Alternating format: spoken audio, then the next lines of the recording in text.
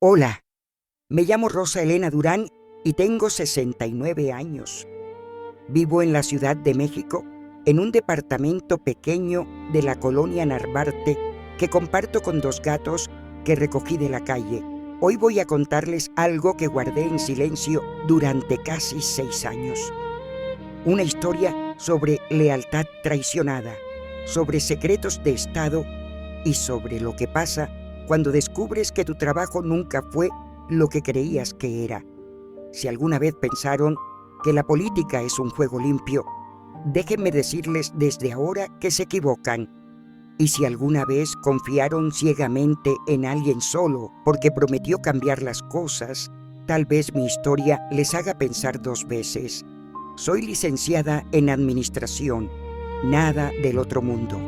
Me gradué de una universidad pública con calificaciones decentes pero sin honores especiales.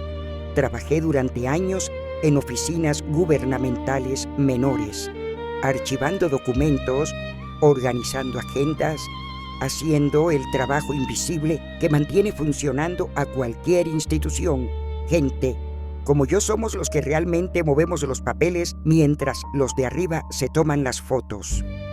Tengo un hermano menor que se llama Ernesto. Tiene 65 años y ha pasado la mitad de su vida metiéndose en problemas, drogas, robos menores, malas decisiones. Estuvo en el reclusorio 3 veces. La última salió en 2017 y juró que había cambiado, que esta vez sí iba en serio. Yo quería creerle, siempre quise creerle. Vivimos solas mi mamá y yo hasta que ella murió en 2018. Cáncer de páncreas que se la llevó en 4 meses. Después de eso, quedé sola de verdad, con un sueldo que apenas alcanzaba y con la responsabilidad moral de cuidar que Ernesto no volviera a caer. Fue en marzo de 2019 cuando todo cambió. Acababan de pasar las elecciones y había un nuevo gobierno. Andrés Manuel López Obrador había ganado con una mayoría aplastante. La gente estaba emocionada, hablaba de la cuarta transformación, de que finalmente alguien gobernaría para los pobres, de que todo sería diferente. Yo no era fan política de nadie en particular, pero reconozco que había esperanza en el aire. Algo nuevo estaba pasando y todos queríamos creer que sería mejor. Recibí una llamada de un número desconocido un martes por la tarde. Era una mujer que se identificó como parte del equipo de recursos humanos de la presidencia.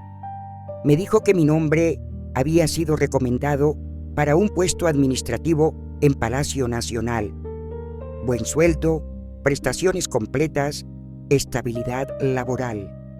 Le pregunté quién me había recomendado. Ella dijo que no podía dar esos detalles, pero que revisara mi correo electrónico, donde encontraría la citación formal para una entrevista el viernes siguiente. Colgué pensando que era una broma o una estafa, pero cuando revisé mi correo, ahí estaba, un mensaje oficial con el logo de la presidencia, firmado digitalmente con toda la información. La entrevista sería a las 10 de la mañana en una oficina específica dentro de Palacio. No dormí bien esa noche. A mis 63 años en ese entonces, uno ya no espera que le lleguen oportunidades así de la nada. Había trabajado toda mi vida en puestos menores, siempre invisible, siempre reemplazable. ¿Por qué me buscarían a mí? Pensé que en Ernesto. Pensé en que con un mejor sueldo podría ayudarlo más, podría asegurarme de que tuviera lo necesario para mantenerse alejado de los problemas. Pensé en mi departamento con goteras que necesitaba reparaciones que no podía pagar. Decidí ir. ¿Qué podía perder? El viernes llegué 20 minutos antes. Pasé 3 filtros de seguridad. Me revisaron la bolsa 2 veces. Me tomaron fotografías. Me hicieron firmar varios documentos de confidencialidad antes siquiera de entrar a la entrevista. La mujer que me entrevistó se llamaba Claudia Ríos, 30 y tantos años, traje sastre impecable, mirada dura, Me hizo preguntas extrañas. No me preguntó sobre mi experiencia laboral específica ni sobre mis habilidades técnicas. Me preguntó si vivía sola, si tenía familia cercana, si alguien dependía económicamente de mí, si tenía deudas grandes, si alguna vez había hablado con periodistas, si usaba redes sociales con frecuencia. Respondí con honestidad. Sí vivía sola. Mi hermano Ernesto tenía sus propios problemas, pero no dependía de mí completamente. No tenía deudas importantes, nunca había hablado con periodistas. Usaba Facebook ocasionalmente para ver fotos de conocidos, nada más. Claudia tomaba notas en una tableta.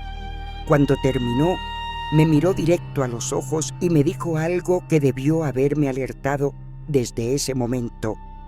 Este puesto requiere discreción absoluta. Vas a manejar información sensible.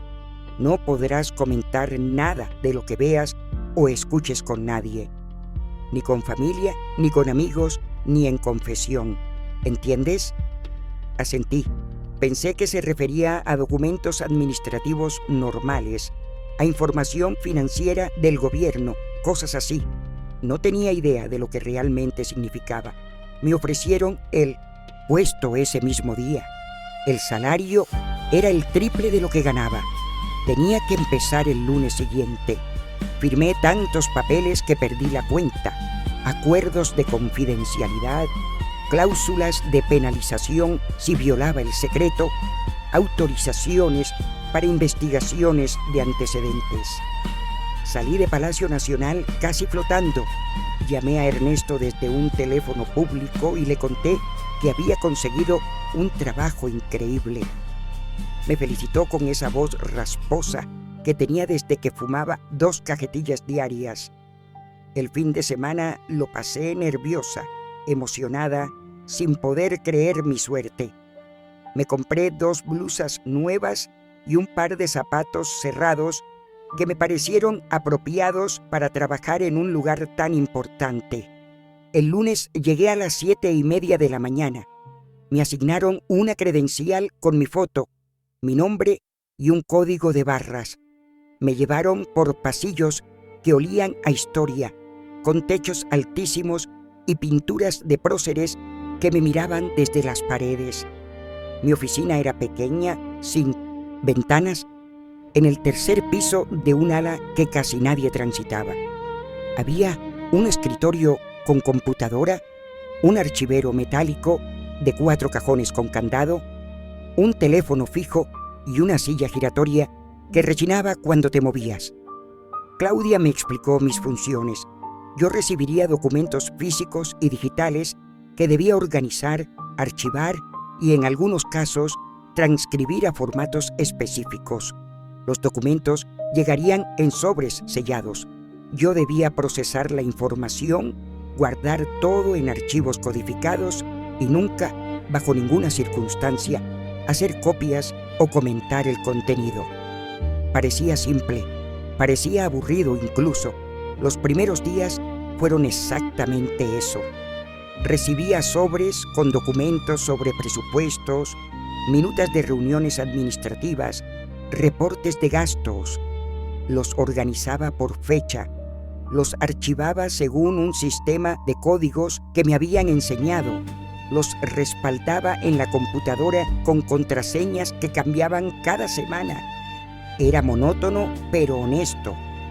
O eso creía.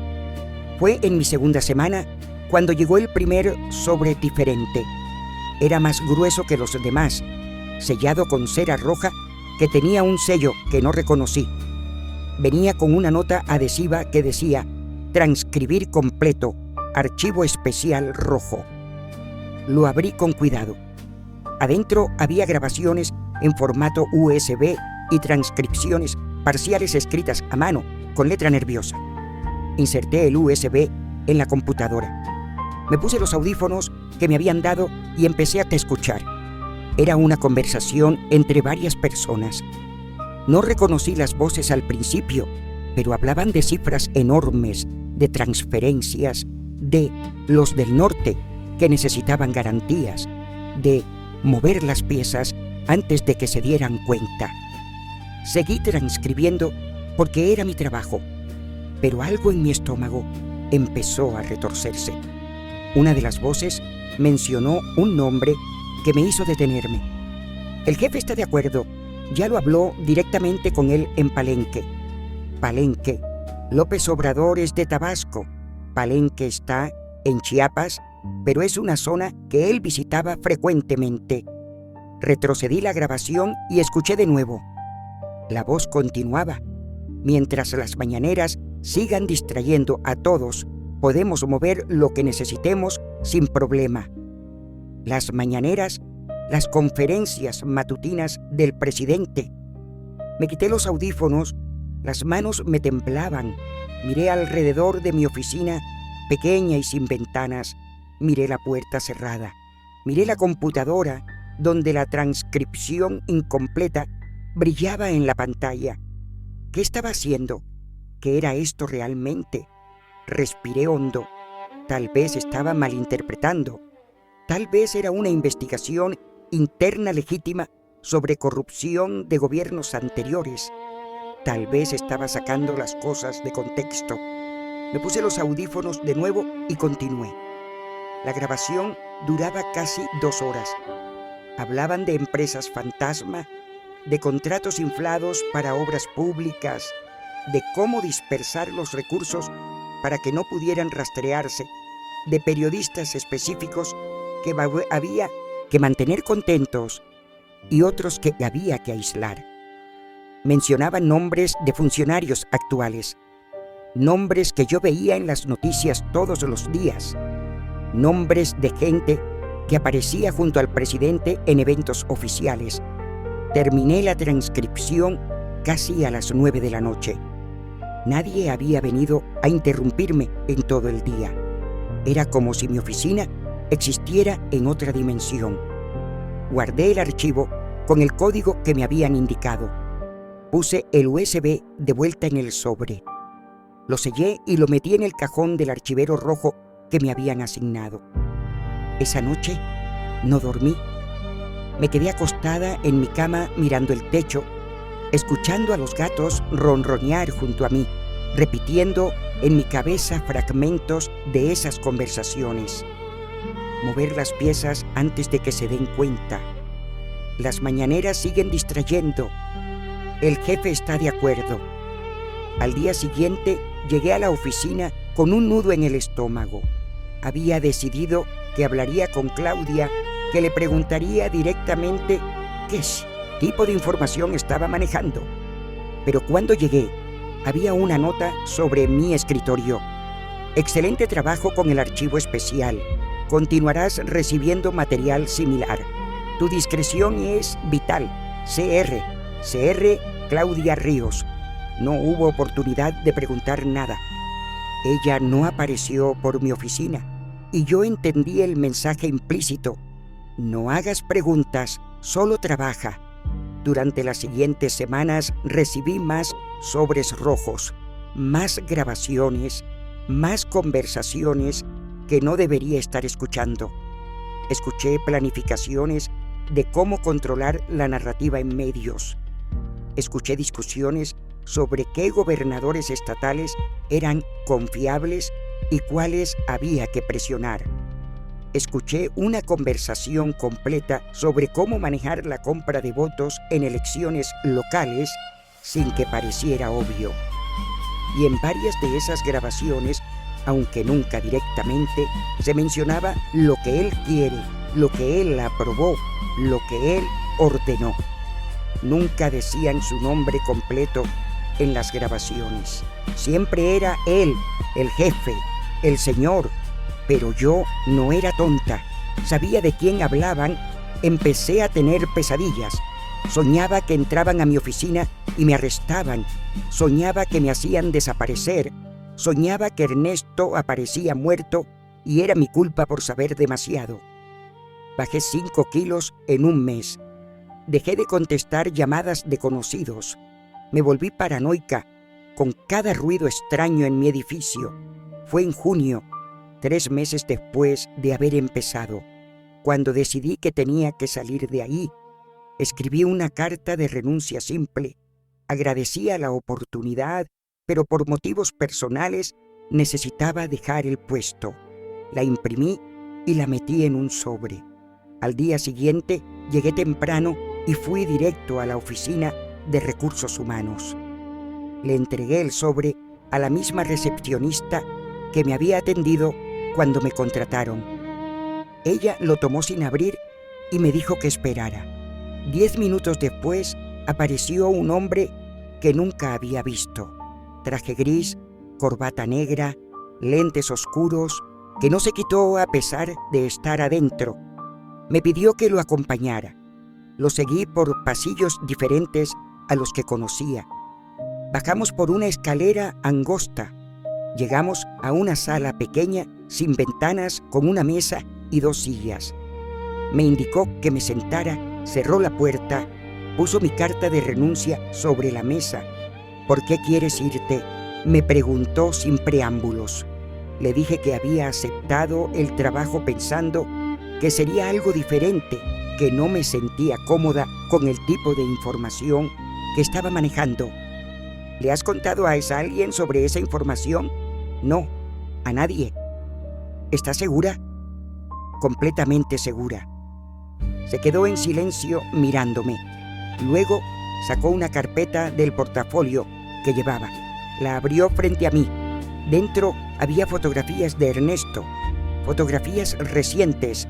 Ernesto saliendo de su departamento, Ernesto comprando en el mercado, Ernesto sentado en un parque fumando. Tu hermano Ernesto Durán, dijo el hombre. 3 condenas previas. Salió entre su libertad condicional hace 2 años. Mi sangre se congeló. Las fotografías estaban fechadas. Algunas eran de la semana pasada.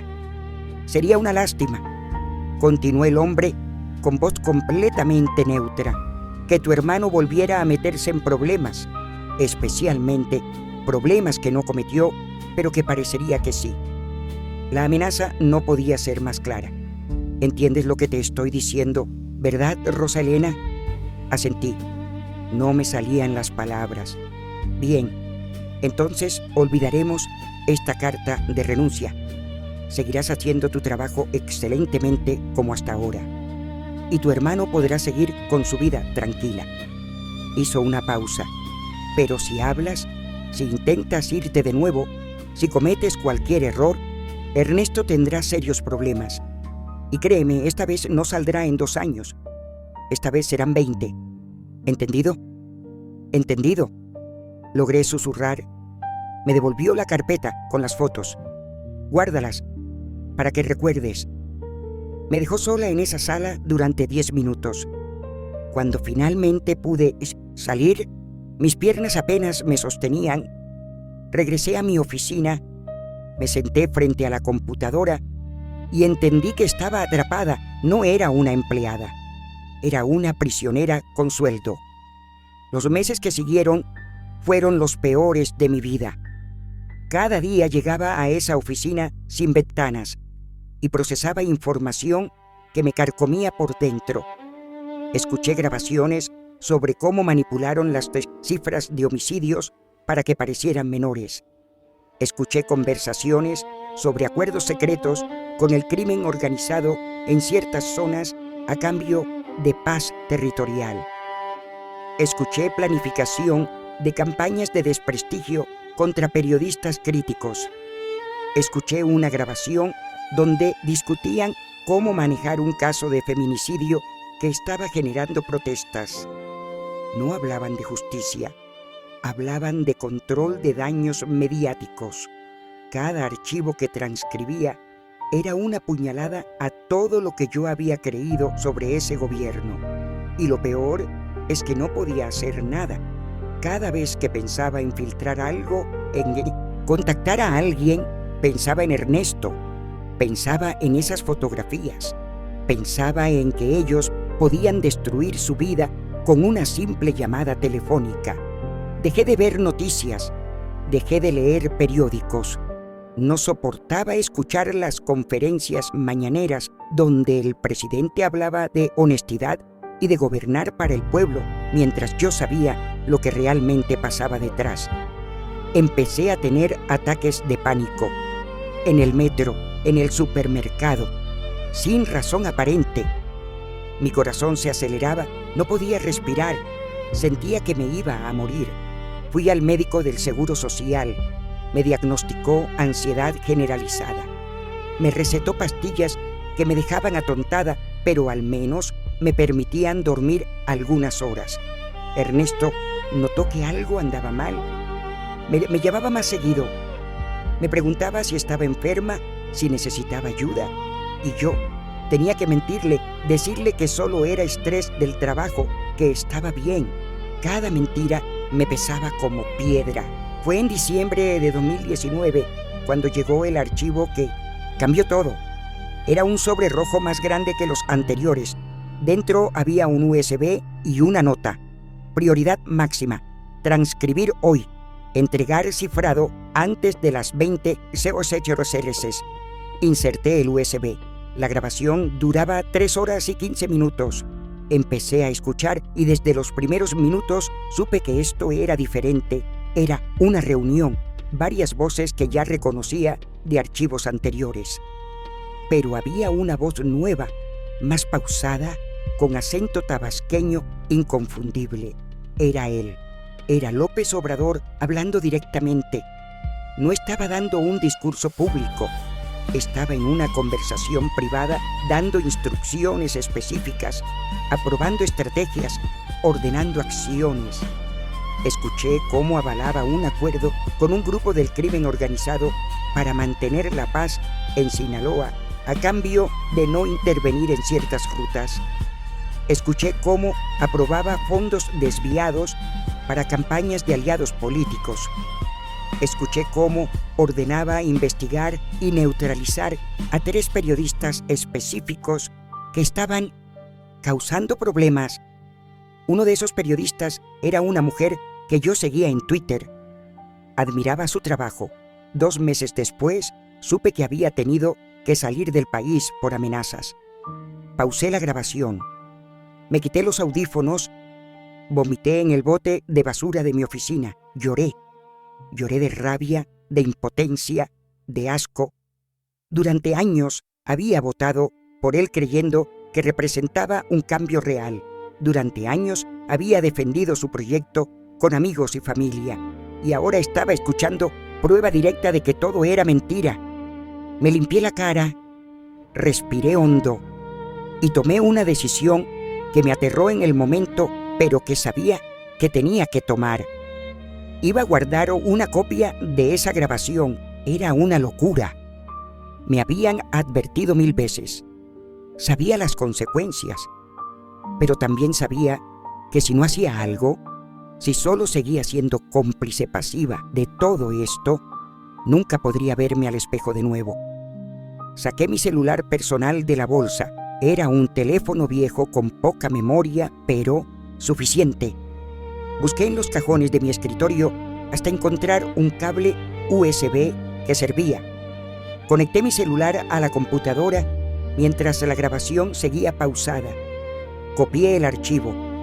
Me tomó 8 minutos eternos. Cada segundo esperaba que la puerta se abriera, que me descubrieran, que todo terminara ahí mismo. Pero nadie entró. Cuando terminó la copia, desconecté el celular rápidamente y lo guardé en el fondo de mi bolsa.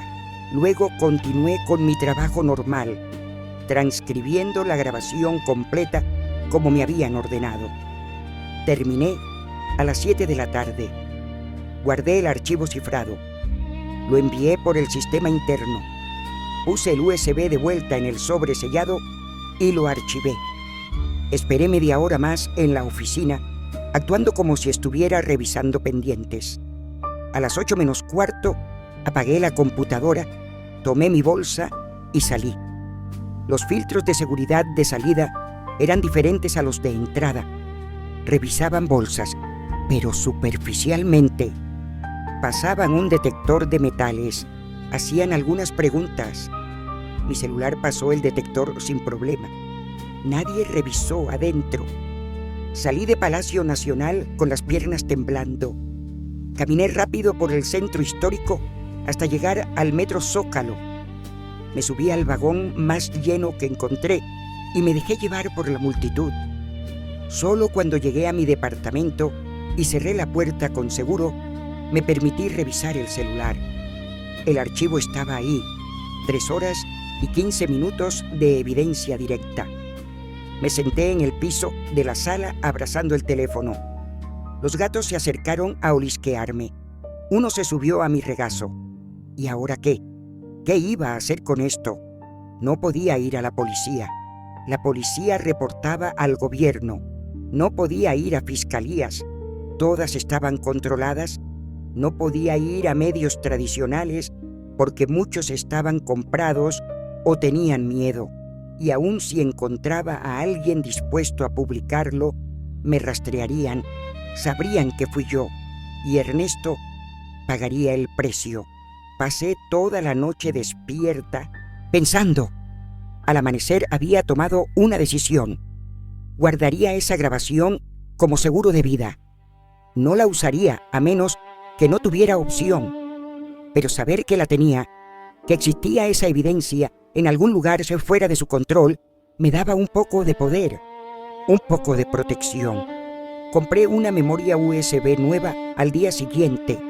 Copié el archivo ahí, guardé la memoria en una caja de zapatos vieja junto con documentos personales que tenía en el closet.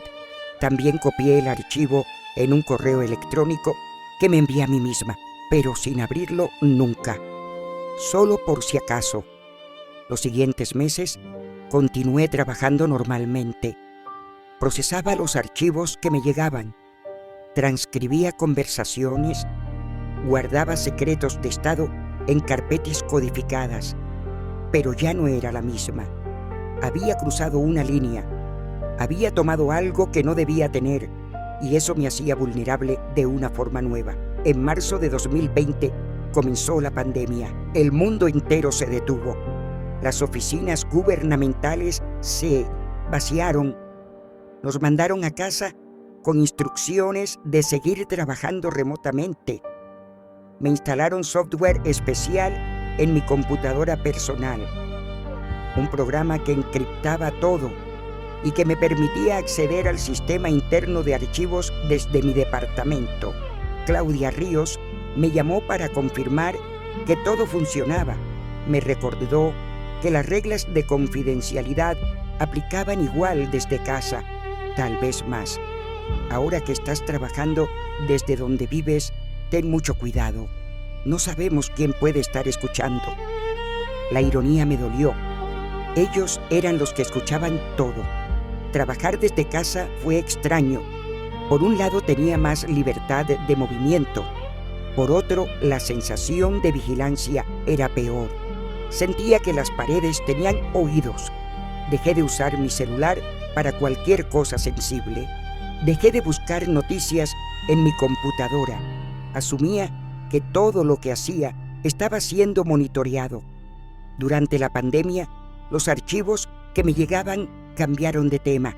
Ahora eran sobre manejo de la crisis sanitaria. Y lo que escuchaba me helaba la sangre. Había grabaciones de reuniones donde decidían no comprar ventiladores porque la gente se iba a morir de todos modos y sería tirar dinero. Escuché conversaciones donde discutían cifras reales de muertos por COVID, que eran 3 veces mayores a las que reportaban públicamente. Escuché cómo planeaban usar la pandemia para centralizar más poder, para cancelar proyectos opositores bajo pretexto de emergencia sanitaria, para redirigir presupuestos sin supervisión. Cada archivo era una puñalada más. Y mientras tanto, en las mañaneras, López Obrador decía que todo estaba bajo control, que México estaba manejando la pandemia mejor que otros países, que las cifras eran confiables. Mentiras, todo mentiras que yo ayudaba a sostener con mi silencio. Ernesto se enfermó de COVID en julio de 2020. Estuvo grave. Lo hospitalizaron en un hospital público que estaba colapsado, sin camas suficientes, sin oxígeno suficiente, sin nada. Llamé todos los días rogando que lo cuidaran. Usé el poco dinero que tenía ahorrado para comprar medicamentos que el hospital no tenía. Sobrevivió, pero quedó con secuelas. Problemas respiratorios permanentes. Ya no podía trabajar en construcción como antes. Ya no podía hacer esfuerzo físico. Y yo sabía que su sufrimiento era producto de decisiones conscientes de gente que priorizó dinero y poder sobre vidas humanas. Eso me rompió algo adentro de forma definitiva. En septiembre de 2020 decidí que tenía que salir de ese trabajo como fuera, pero esta vez sería más inteligente. Empecé a fingir problemas de salud. Faltaba ocasionalmente diciendo que tenía migraña. Cometía pequeños errores en las transcripciones. Nada grave, pero suficiente para parecer que mi rendimiento bajaba. Hablé con un médico amigo y le pedí que me hiciera un certificado médico diagnosticándome con desgaste laboral severo y recomendando reducción de jornada. En Musivit, noviembre, presenté ese certificado junto con una solicitud de reducción de horario por motivos de salud. No era renuncia, era ajuste por incapacidad médica. Esperaba que me llamaran a otra sala de interrogatorio. Esperaba amenazas, pero no pasó nada. 2 semanas después, me notificaron que mi solicitud había sido aprobada. Trabajaría medio tiempo, 4 horas diarias, con sueldo reducido proporcionalmente. Fue un alivio pequeño. Al menos pasaría menos tiempo en ese infierno. Los siguientes meses fueron de supervivencia pura. Hacía mi trabajo, cumplía con lo mínimo. Trataba de no pensar mucho en lo que estaba procesando, pero cada vez recibía menos archivos confidenciales. Me habían movido gradualmente a trabajo más administrativo normal, como si estuvieran sacándome lentamente del círculo interno. No sé si fue porque sospechaban algo o simplemente porque mi problema de salud me hacía menos confiable. En junio de 2021, después de 2 años y 3 meses en ese puesto, finalmente me ofrecieron una reubicación voluntaria a otra dependencia. Un trabajo normal en la Secretaría de Desarrollo Social, archivando documentos sin importancia. Acepté inmediatamente. El día que salí de Palacio Nacional, por última vez, entregué mi credencial, firmé documentos de término de relación laboral y un recordatorio más de las cláusulas de confidencialidad que me seguirían de por vida. Claudia Ríos me despidió con un apretón de manos frío. Espero que tu salud mejore, Rosa Elena, y recuerda, lo que viste y escuchaste aquí nunca pasó. Para ti, para tu familia, para todos, nunca pasó. Asentí y salí. Caminé por el centro histórico respirando como si fuera la primera vez en años. Libre, finalmente libre. O eso creía. Porque llevar esos secretos, saber esas verdades, tener esa grabación escondida en mi closet, eso nunca me dejaría ser realmente libre. En mi nuevo trabajo en desarrollo social, todo era aburrido y predecible. Exactamente lo que necesitaba. Archivaba solicitudes de apoyo, procesaba trámites, atendía ventanilla, nada de sobres rojos, nada de grabaciones, nada de secretos de Estado. Pero las pesadillas continuaron. Soñaba que entraban a mi departamento a buscar la memoria USB. Soñaba que descubrían la copia en mi correo.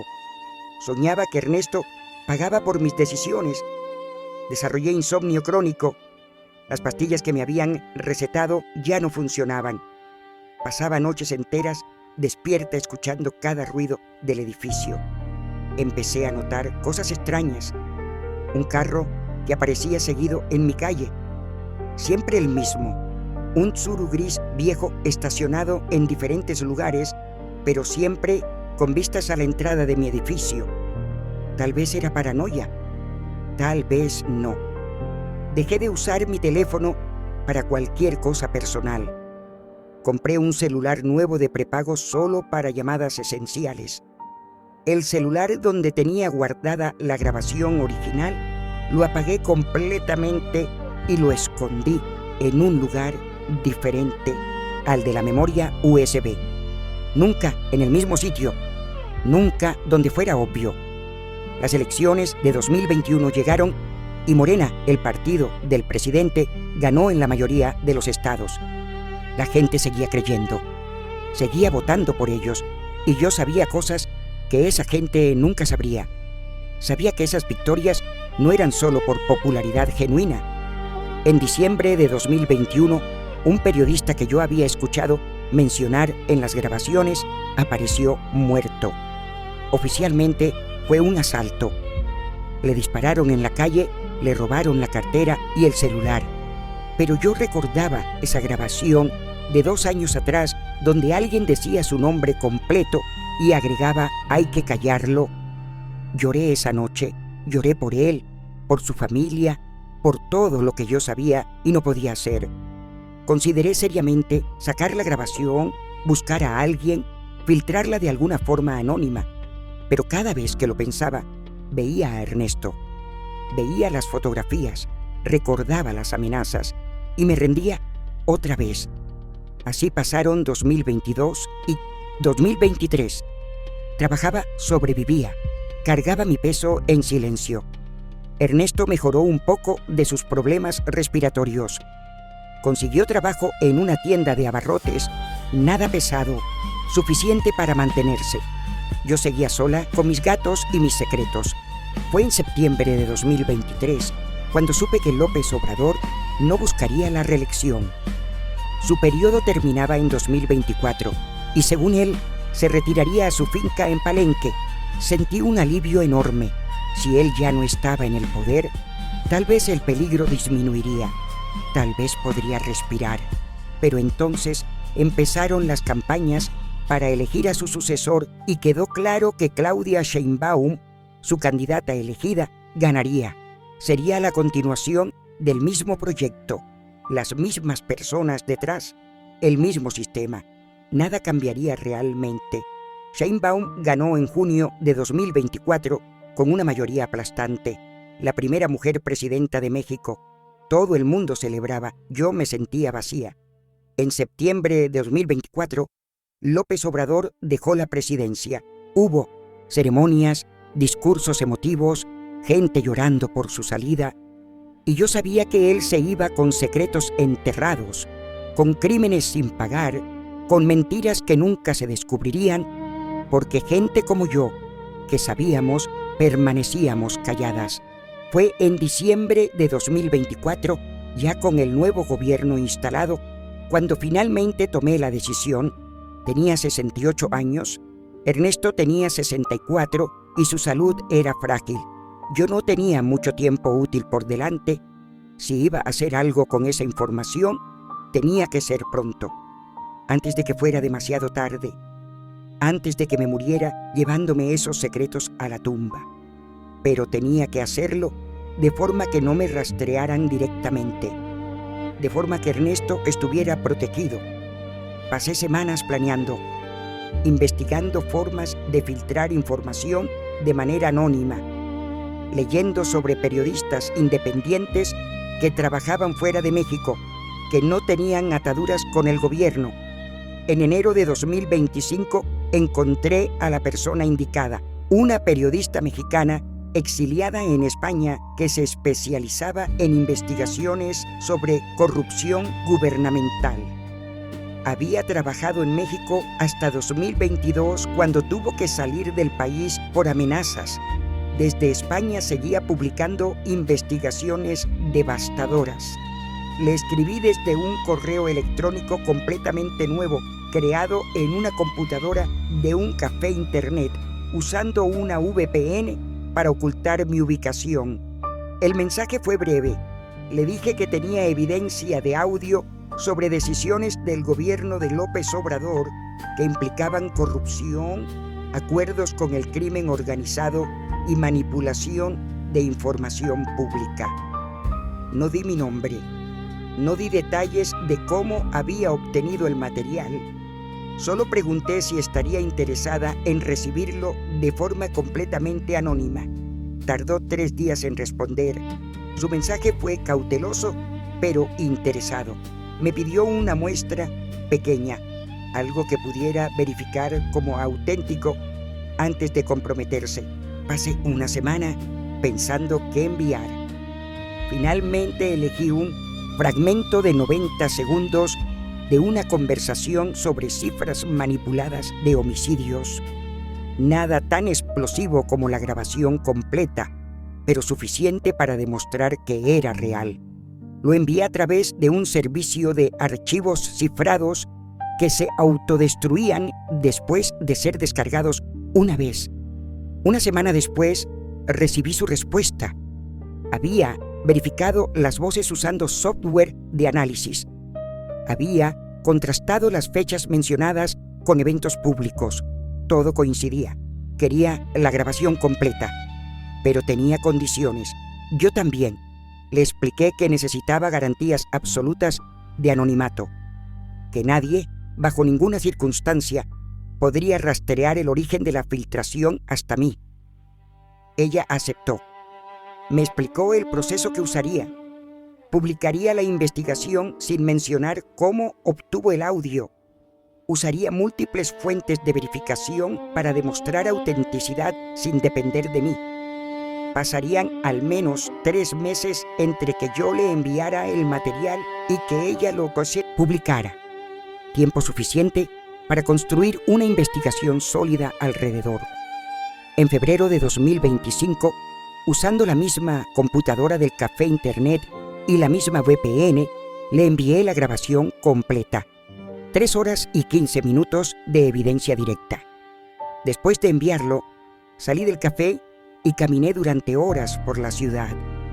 Me sentía ligera y aterrada al mismo tiempo. Había cruzado el punto de no retorno. Los meses que siguieron fueron de ansiedad pura. Esperaba todos los días que tocaran mi puerta, que me citaran de vuelta a Palacio, que algo le pasara a Ernesto. Pero no pasó nada. Marzo, abril, mayo. La vida continuaba normal. En junio, recibí un mensaje de la periodista. La investigación estaba casi lista. La publicarían en julio. Y entonces, el 15 de julio de 2025, explotó. La periodista publicó una investigación de 50 páginas titulada Los archivos secretos de Palacio, conversaciones prohibidas del sexenio de AMLO. Incluía transcripciones completas de la grabación que yo había enviado. Incluía análisis forense de las voces confirmando que una de ellas era efectivamente López Obrador. Incluía verificación cruzada de eventos mencionados en las grabaciones con hechos documentados. Era devastador. Los medios internacionales lo retomaron inmediatamente. The New York Times, The Washington Post, El País, todos publicaron sobre ello. En México, los medios tradicionales fueron más cautelosos. Algunos lo mencionaron brevemente, otros lo ignoraron completamente. Pero en redes sociales fue un terremoto. Millones de personas compartiendo, comentando, debatiendo. El gobierno de Sheinbaum respondió rápidamente. Dijeron que era una fabricación, que las grabaciones eran falsas, que era una campaña de desprestigio de la derecha y grupos conservadores. López Obrador, desde su retiro en Palenque, publicó un video diciendo que todo era mentira, que nunca había dicho esas cosas, que era un montaje de sus enemigos. Sus seguidores le creyeron.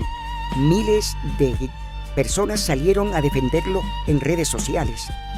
Pero otros, muchos otros, empezaron a dudar, empezaron a hacer preguntas, empezaron a ver cosas que antes ignoraban. Durante semanas, el país estuvo dividido. Los que creían que las grabaciones eran reales y los que las defendían como falsas.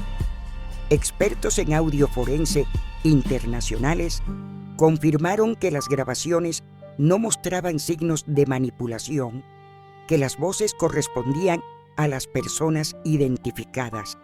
Pero en México, el gobierno insistía en que era falso, y la mayoría de la gente que había votado por ellos no quería creer que habían sido engañados. Yo miraba todo esto desde mi departamento, desde mi silencio, sabiendo que yo había sido la fuente, que yo había iniciado esto.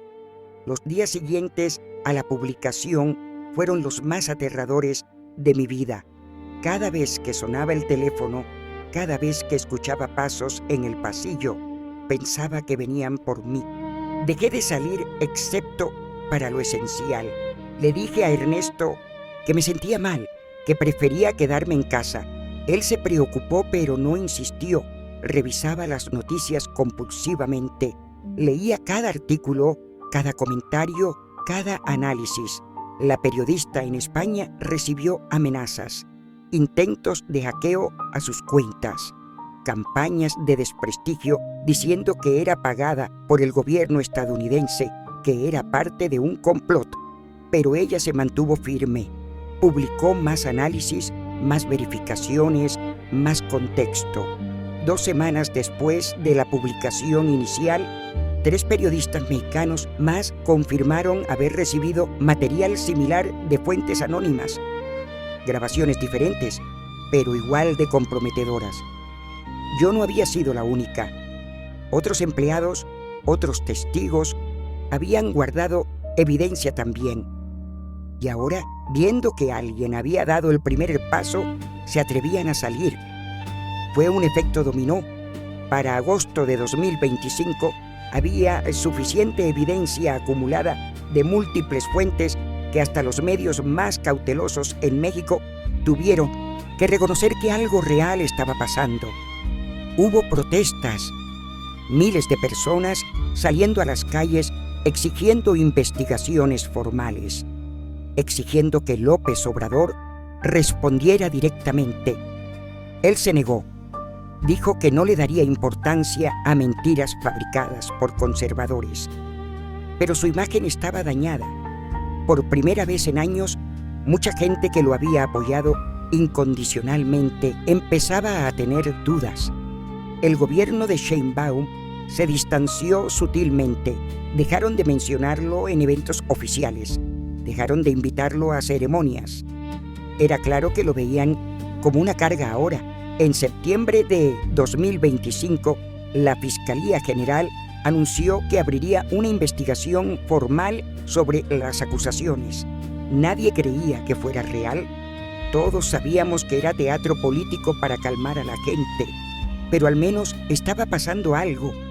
Yo seguía en mi departamento, viviendo mi vida tranquila, yendo a mi trabajo aburrido, en desarrollo social, alimentando a mis gatos. Nadie sospechaba de mí. Nadie me buscaba. Había logrado quedar invisible, como siempre. Ernesto me llamó un día y me preguntó qué pensaba de todo el escándalo. Le dije que no sabía qué creer, que todo era muy confuso. Él me dijo que siempre había sospechado que López Obrador no era lo que decía ser, que se alegraba de que finalmente la gente empezara a ver la verdad. No le dije que yo había ayudado a que esa verdad saliera. En octubre de 2025 me jubilé. Cumplí 69 años y tenía suficientes años de servicio. Mi pensión era modesta, pero suficiente. El día de mi despedida en la oficina, mis compañeros me hicieron un pastel. Me dieron un diploma de reconocimiento. Me abrazaron y me desearon lo mejor. Ninguno de ellos sabía quién era realmente, qué había hecho, qué secretos cargaba. Llegué a casa esa tarde y me senté en mi sala vacía con mis gatos. Miré alrededor de mi departamento, pequeño, lleno de muebles viejos y fotografías de mi mamá. Había sobrevivido, eso era más de lo que muchos podían decir. Pero había un último paso que necesitaba dar. Fui a mi closet, saqué la caja de zapatos donde guardaba la memoria USB original. La había mantenido todo este tiempo como seguro. Ahora que la información ya estaba afuera, que había sido verificada por múltiples fuentes, ya no la necesitaba. La puse en un vaso con agua y la dejé ahí durante horas hasta que se destruyó completamente. Luego la tiré a la basura. El celular viejo donde estaba la grabación original lo había formateado 3 veces y lo vendí en un mercado de segunda mano meses atrás. El correo que me había enviado a mí misma con la copia lo borré permanentemente, incluyendo la carpeta de eliminados. Toda evidencia física que me conectara directamente con la filtración había desaparecido. Solo quedaba mi memoria y mi conciencia. Han pasado varios meses desde la publicación de aquellas grabaciones. Estamos en enero de 2026 y el país sigue dividido sobre qué creer. López Obrador nunca admitió nada. Nunca enfrentó consecuencias legales reales. La investigación de la Fiscalía se estancó en tecnicismos y burocracia. Muchos de sus seguidores siguen creyendo que todo fue un complot, que las grabaciones fueron fabricadas, que los medios internacionales mintieron, pero algo cambió. La imagen intocable se agrietó. La narrativa perfecta tiene huecos ahora, y yo sé que contribuí a eso. En mi pequeña forma anónima hice algo. ¿Valió la pena? No estoy segura. Sigo teniendo pesadillas. Sigo mirando por encima del hombro.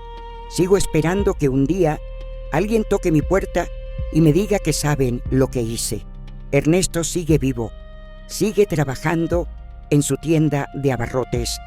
No sabe nada de mi participación en todo esto y nunca lo sabrá. Mis gatos envejecieron. Uno murió el mes pasado. El otro está enfermo. Probablemente no le queda mucho tiempo. Yo también envejezco. Tengo 69 años. Mi salud no es la mejor. Las pastillas para la ansiedad siguen siendo mis compañeras diarias. A veces me pregunto si debía haber hecho las cosas diferente, si debía haber renunciado desde el primer día, si debía haber sido más valiente y publicar todo antes. Pero hice lo que pude con lo que tenía. Protegí a mi hermano. Sobreviví. Y al final, cuando tuve la oportunidad, hice que la verdad saliera. No soy una heroína. No busco reconocimiento. Esta historia que estoy contando hoy será probablemente la única vez que alguien sepa realmente lo que pasó. Y está bien así. Aprendí algo en estos años. Aprendí que la política no es lo que muestran en las conferencias de prensa. No es lo que dicen en los discursos bonitos. Es lo que pasa en las salas sin ventanas, en las conversaciones que no se graban oficialmente, en las decisiones que se toman cuando nadie está mirando. Aprendí que los gobiernos, todos los gobiernos, sin importar su color o ideología, tienen secretos sucios, tienen gente como yo, gente invisible, que sabe cosas que nunca deberían saber. Y la mayoría de esa gente se lleva esos secretos a la tumba porque el precio de hablar es demasiado alto. Yo tuve suerte. Pude soltar al menos parte de mi carga sin perder todo. Pero hay miles de personas que siguen ahí dentro, en esos pasillos oscuros, procesando información que las carcome por dentro, sin poder hacer nada por miedo a las consecuencias. Este testimonio es para ellas también, para que sepan que no están solas, para que sepan que alguien entiende. A ustedes que me escuchan o leen esto, les digo, cuestionen todo, no crean ciegamente en ningún político, no importa qué tan bueno parezca, no importa qué tan bonito hable, todos tienen sombras, todos tienen secretos y gente como yo paga el precio de guardarlos. No puedo demostrar nada de lo que conté hoy. Destruí todas las pruebas por mi propia seguridad. Esta es solo mi palabra contra el mundo. Pueden creerme o no. Pueden pensar que estoy loca, que exagero, que invento. Está bien. Ya no me importa lo que piensen los demás. Yo sé mi verdad. Yo viví lo que viví. Y finalmente, después de casi 6 años, puedo respirar un poco más tranquila porque ya no lo cargo sola. Si esta historia tocó algo en ti, si hizo que pensaras diferente, aunque sea un poco, entonces valió la pena contarla.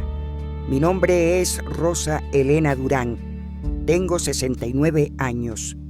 Fui confidente involuntaria de un presidente y esta es mi verdad.